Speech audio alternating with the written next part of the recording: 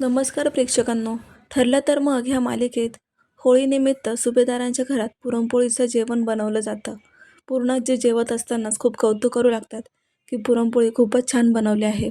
तन्वी, तू बनवलीस का गं? अगदी प्रतिमाच्या हातची चव आहे. लगेचच तन्वी म्हणते की हो मग, चव तर आईसारखी असणारच ना, कारण आमचं रक्ताचं नातं आहे. असं म्हणून ती प्रतिमा त्याने एकदम मिठी मारते.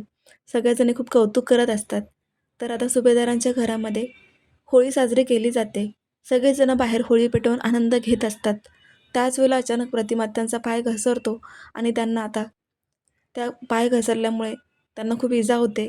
हॉस्पिटलमध्ये ॲडमिट करण्याची वेळ येते, कारण त्या बेशुद्ध पडलेल्या असतात. आता त्यांना हॉस्पिटलमध्ये ॲडमिट केल्यावर डॉक्टर सांगतात की खूपच क्रिटिकल कंडिशन आहे. त्यांना रक्ताची गरज आहे.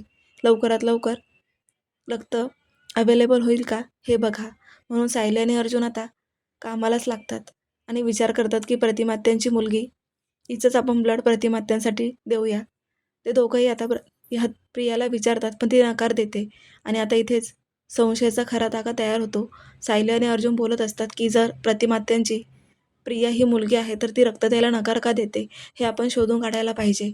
म्हणूनच सायली आणि अर्जुन ठरवतात की आपण आता प्रियाचं ब्लड सॅम्पल मिळवायचं आणि मग आता ब्लड सॅम्पल मिळवल्यानंतर प्रियाची ब्लड टेस्ट केली जाते.